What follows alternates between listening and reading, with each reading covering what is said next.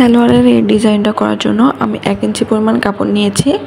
এরপর কাপড়টাকে 4 ভাঁজে ভাঁজ করে দেন এটাকে সেলাই করে নেব। মানে একটু মোটা টাইপ রাখার চেষ্টা করবেন, একবার চিকন করবেন না, তাহলে হচ্ছে ডিজাইনটা সুন্দর হবে। তো আমি সম্পূর্ণটা সেমভাবে সেলাই করে নেব। নেওয়ার পর উপর থেকেও আমি একটা চাপ সেলাই দিয়ে নেব। তো এভাবে করে আমি অনেকগুলো পার্ট করব। করার পর আমি এখানে হচ্ছে ডিজাইনটা যেহেতু মানে নিচে করব, সালোয়ারের নিচে, এই জন্য আমি এখানে 3.5 ইঞ্চি পরিমাণ নিচ্ছি। তার 3.5 ইঞ্চি পরিমাণ নিয়ে কাটিং করব। আর সেলাই করার পর আমার এখানে 3 ইঞ্চির মতো অবশিষ্ট থাকবে। তো আমি 3.5 ইঞ্চি পরিমাণ নিচ্ছি। আপনারা চাইলে 3 ইঞ্চি নিয়েও কাটিং করতে পারবেন, যতটুকু আপনারা মানে ডিজাইনটা করতে চান সেই হিসাবে আপনাদের পছন্দ অনুযায়ী। এরপর আমি অনেকগুলো করে কাটিং করে নিলাম। তারপরে একটা সাদা কাগজ নিয়ে নিয়েছি, এটা একটা প্যাডের কাগজ বা খাতার কাগজ। এরপর আমি 1/2 ইঞ্চি পরিমাণ রেখে, মানে প্রত্যেকটা ডিজাইনে আমি 1/2 ইঞ্চির মতো গ্যাপ রেখে দেন এক সাইডে হচ্ছে এই বেল্ট বা লেস যেটা বলেন সেটা বসিয়ে নিব। আর যে সাইডটা হচ্ছে সুন্দর ফিনিশিং আসবে সেটা আমরা নিচের সাইডে রাখবো, আর যেটা একটু ফিনিশিং খারাপ আসবে সেটা আমি উপর সাইডে রাখবো।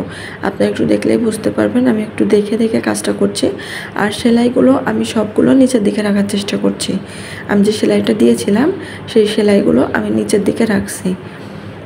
একটু খেয়াল করলে বুঝতে পারবেন কিভাবে করছি। সেলাইটা নিচের দিকে রাখছি, নিচের দিকে রেখে দেন এটা 1/2 ইঞ্চি গ্যাপ রেখে পুরোটা সেলাই করে নিচ্ছি। প্রথমে এক সাইড সেলাই করার পর তারপরে আরেক সাইড সেলাই করব। আর এটা আমি হচ্ছে খাতার কাগজে করে নিয়েছি। আপনারা চাইলে নিউজ পেপারেও করতে পারেন, যেহেতু কাপড়টা পরবর্তীতে ফেলে দেওয়া হবে কাগজটা, এজন্য আপনারা পেস্টিং ব্যবহার না করে এরকম কাগজ ব্যবহার করতে পারেন। এরপর পরবর্তী সাইডটা আমি সেমভাবে মিল রেখে, মানে প্রথম সাইডটা যতটুকু গ্যাপ দিয়ে রেখেছি পরবর্তী সাইডটাও ঠিক ততটুকু গ্যাপ দিয়ে দেন এটা সেলাই করে নিব। তো সেলাই করার পর সালোয়ারটা আমি সোজা সাইডে রাখবো বা প্যান্টের কাপড়টা সোজা সাইডে রাখবো, আর যে ডিজাইনটা সেটা আমি সালোয়ারের উপরে রাখবো।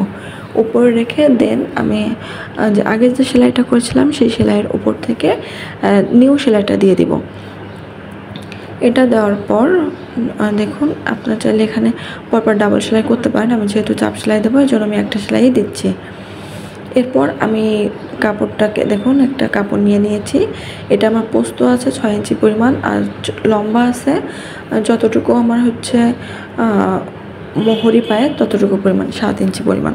এরপর এই 3 ইঞ্চি কাপড়কে আমি হচ্ছে ডাবল করে ভাঁজ করে নিলাম, মানে আমার 1.5 ইঞ্চির মতো হলো। তো এরপর হচ্ছে আমি ডিজাইনটাকে উল্টা সাইডে রেখে আর নতুন কাপড়টাকে কাগজের পিছনে, মানে ডিজাইনের পিছন সাইডে জয়েন্ট করব। একটু খেয়াল করলে বুঝতে পারবেন এখানে হচ্ছে ডিজাইনের উপর বসাচ্ছি না, এটা যে সাদা যে প্লেন কাগজটা তার উপর বসাচ্ছি, আমার ডিজাইনটা নিচে থাকবে। এরপর এটা কাগজটাকে আমি জাস্ট ছিঁড়ে ফেলবো। ছিঁড়ে ফেলার পর হচ্ছে আমার ডিজাইনটা অলমোস্ট রেডি হয়ে যাবে। একটু সাবধানে ছিঁড়ে ফেলবেন, তাহলে হচ্ছে আপনাদের ডিজাইনটা নড়ে চড়ে যাবে না বা দেখতে সুন্দর লাগবে। এরপর আমি এই ডিজাইনের উপরও একটা চাপ সেলাই করে নেব। আপনারা চাইলে এটা জামার হাতায়ও করতে পারেন, আর সালোয়ারে করলেও অনেক সুন্দর লাগবে। এরপর আমি উপর থেকে চাপ সেলাই দিয়ে নিচ্ছি।